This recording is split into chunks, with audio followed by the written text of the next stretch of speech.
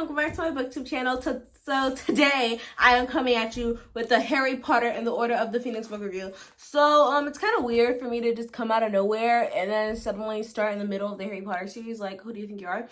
But I feel like this is the book that I have the most to talk about, which is weird because this is usually like the most hated book. Something I think there's like in my eyelash or something, but because this is like the book that people don't like the most. I feel like it's the like least favorited. I don't think that's a word, but least favorited book. So yeah, and so let's just get straight into the video. Okay, so Harry Potter and the Order of Phoenix. So I feel like this is one of the books that is more on character than plot, which is why a lot of people don't like it, because not a lot of stuff happens in the Order of the Phoenix. And there's going to be a lot of spoilers, so if you haven't, I almost forgot to say that, oh my gosh. So if you guys haven't read that book yet, or watched the movie, no, forget about the movies. But if you guys haven't read the book yet, then don't watch this video yet. Don't watch this video. After you watch it, you better come back, okay? Okay, but I feel like I was saying, I feel like it's more emotional and more about characters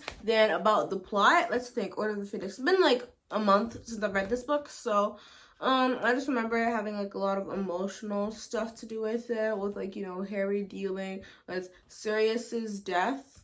Yeah, like towards the end, Sirius dies, and then Harry like deals with that, and like you definitely see like he's going through some stuff, especially since Cedric just died too. So he's just like, oh my gosh, like this war is real. Like Voldemort is like ruthless, you know? Wow. He was just like getting that stuff because like he's just a kid. Like in this book, he's literally like 15 and stuff. And then, oh my gosh, my heart literally broke when he was like, he was gonna get to spend his time. He was gonna be able to live with Sirius and stuff. And then he dies. Sorry, that's not funny. He thought he was gonna be able to live with Sirius and stuff and be with his godfather, you know, the rest of his remaining family. And then he dies, and then he's not able to. So that was just like really, really sad. And then we learn about the Order of the Phoenix, you know.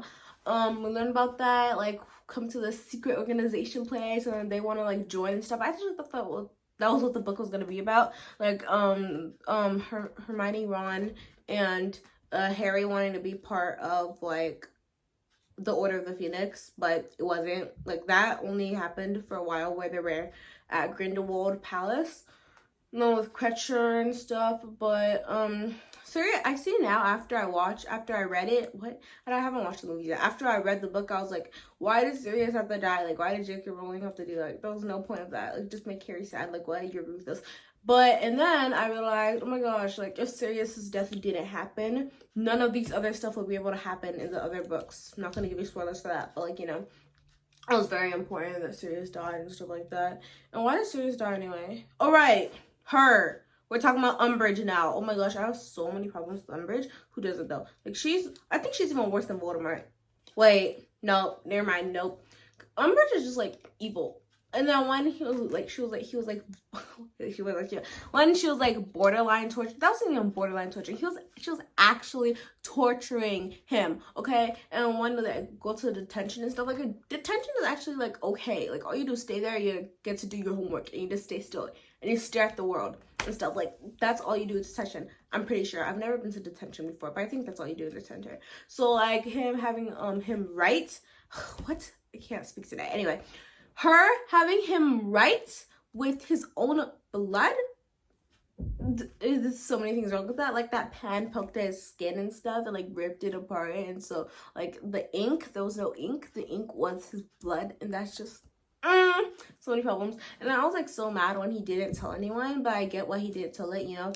But you know, pride and stuff. So, but still, he should have told someone about it. And Draco Malfoy and stuff. What happens with Draco Malfoy? I feel like Draco Malfoy isn't really in this book that much. Or maybe I could be mistaken. The only thing I really remember in this book is like introducing all the characters. Wait, is Moody in this book? Is Moody introduced in this book? I think so. No. This book is after like the Goblet of Fire. I remember now. Okay. So the Goblet of Fire, when we figure out the Moody was a fake, the Moody was a fake, and then the new Moody comes, and then we realize this is the actual Moody, and so when we see that that's the actual Moody, we're actually meeting like the actual Moody, and also we see what's his name, the werewolf. That's not Sirius. Lupin. Yes, we see Lupin again. I was so happy. Oh my gosh, I love Lupin. We also met Tonks. Oh my gosh, I love Tonks so much. I love all of these people. Tonks and Lupin, OTPs, love them so much. And also Moody. Like, we figure out the fake Moody is way more different than the old Moody, than the real Moody. So yeah, that was interesting. On the Order of the Phoenix. This is not my favorite book. I do like this book a lot though, because it was a lot more about like Harry. Yeah, like, you know, when he met his friends in the Order of the Phoenix, how he met his friends in the Order of the Phoenix and he was like yelling at them and stuff. Like, basically this whole book was him like yelling at his friends and everyone else. But yeah, I liked that, watching that part, especially at the end when Sirius dies, and then he's like talking with Dumbledore, and he's like throwing, I don't really want to call it a tantrum, but I can't really think of any other word. So he was throwing a tantrum in Dumbledore's office. Like, that thing was really sad. Oh my gosh, I read it so many times. I actually want to buy the books just so I can reread that particular scene because it was so good. But it was really sad too, because you can see like how much of a toll that this is taking on him and stuff, and like you see like the peak of his depression and stuff like that. It was just like really sad. But I think that's all I have to say about the Order of the Phoenix. Like, I get why a lot of people don't really like it. Like, people like more action-driven stuff, and the whole Harry Potter series is pretty, like, action-driven. There's a lot of, the plot is very intriguing and stuff. So I want to see, like, the plot developing. And the only major thing that develops the plot is Sirius dying, which is funny, because that's, like, the only thing I can remember about the book, except for meeting the Order of the Phoenix. Like, that's the only thing I can remember, which is funny, because it's, like, 800, no, it's, like, 700 pages or something like that. That book, let me see. Let me check really quick. I think it's like 700 pages or something, which is funny because like I feel like a lot of people, that's what they had to say about it, because they just think it was too long. Was the Order of the Phoenix? Let's see. Okay. Wait, no, let's talk about the movie, The Order of the Phoenix. Really? Okay, it says it's the longest book in the series. Yeah, I kind of agree. I feel like it is too long, because like I feel like you could squeeze all of that in like a 500-page book, you know? I'm pretty sure most of that stuff didn't really have to happen. You could squeeze it like a 500, 400-page book. But I do think it was a little too long, so I do kind of agree with that. Because like I can't really remember anything else about the book except for like Harry throwing tantrums and being like angry at everyone, and which is like understandable, I guess. Like, it's understandable. I felt really bad for him throughout the whole book. And then after that, we have the Half-Blood Prince, I think.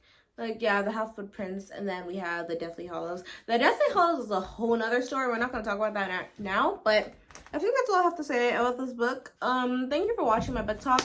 Share your thoughts down below, because I had not a lot of thoughts, but I just feel like this is the book that I wanted to talk about. But yeah, I will definitely be coming out with a Deathly Hallows book talk, because the Deathly Hallows is a lot. And I also made a book report on the Deathly Hallows. I really like that book. And also the Goblet of Fire, because the Goblet of Fire is actually my favorite Harry Potter book.